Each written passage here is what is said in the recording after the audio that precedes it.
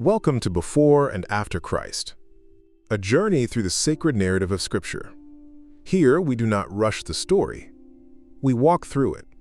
We listen. We reflect. Because before we understand redemption, we must understand origin. Before we celebrate the cross, we must understand the human heart. This is more than history. This is identity. This is Before and After Christ. Today we begin a new season. Now we will journey through the entire book of Exodus, not just as a historical account, but as a spiritual journey. Exodus is not just the departure from Egypt. It is the path to liberation. It is the confrontation with oppression. It is the desert that shapes character. It is God descending to liberate. And it all begins in silence. There are seasons in history when heaven feels silent. The promise was given. The covenant was spoken. Hope once burned brightly. But time passed. Generations were born and died. And what began as refuge in Egypt slowly became bondage. Exodus does not begin with miracles. It begins with pressure. It begins with chains. It begins with silence. At the end of this video, I will leave you with a reflection for our lives based on this episode. Then a new king arose over Egypt who did not know Joseph. He did not know the story. He did not honor the past. He did not remember the faithfulness that once saved his nation. When memory disappears, oppression finds space. The people of Israel were multiplying, growing, prospering even in foreign soil, and growth made Egypt afraid. Fear turned into suspicion. Suspicion turned into control. Control turned into slavery. The same land that once protected them now enslaved them. Bricks, mortar, relentless labor under a burning sun. They were no longer guests. They were workforce. No longer heirs of promise. Just numbers. Oppression rarely begins with violence. It begins with fear. The text tells us their lives were made bitter. Bitter with hard service. Bitter with forced labor. Bitter with humiliation. Their bodies were tired. But more than that, their identity was under attack. Because when a system wants control, it does not only bind your hands. It tries to erase your name, erase your story, erase your future. And yet, the more they were oppressed, the more they multiplied. What was meant to crush them only caused them to grow. Fear intensified. Pharaoh made a darker decision. If they continue to grow, eliminate the sons. Throw every Hebrew baby boy into the Nile.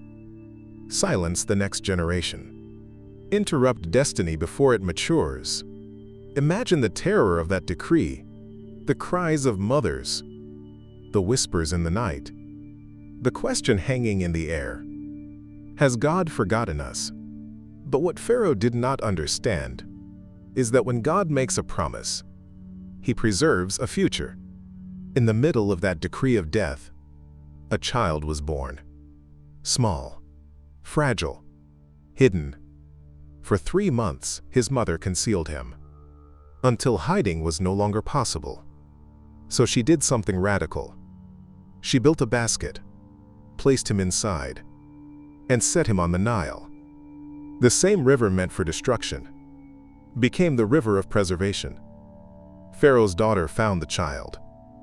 Compassion interrupted politics. The palace unknowingly adopted its future adversary.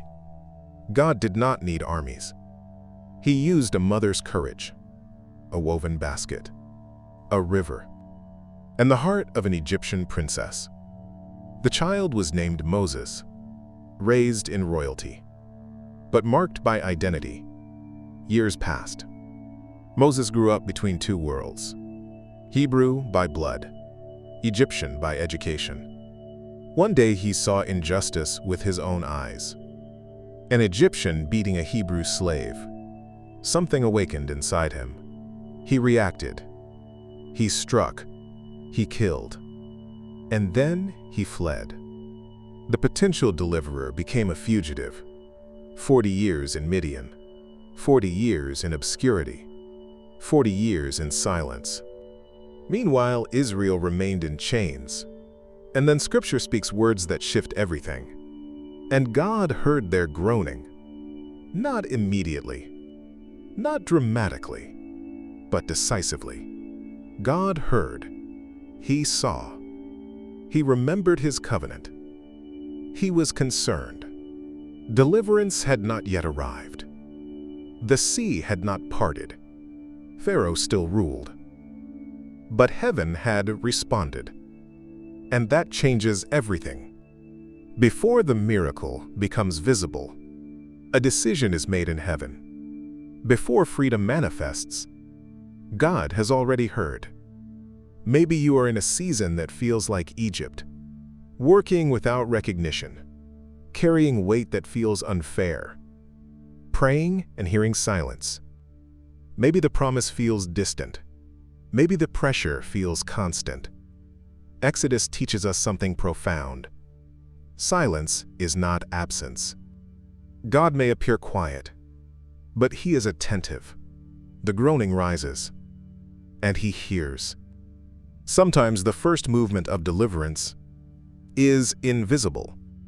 Before the sea opens, before chains fall, before freedom is declared, God hears. And when God hears, history begins to shift. Exodus does not begin with power. It begins with pain. But it does not end in pain. It ends in identity, in covenant, in freedom. If you feel oppressed by circumstances, if you feel forgotten, if you feel like the weight is too much, remember this. The story had not ended in Exodus chapter 1. It was just beginning. Your current season is not your final chapter.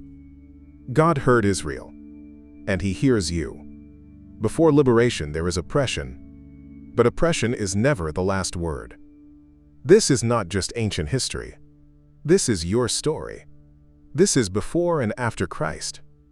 And God is still writing.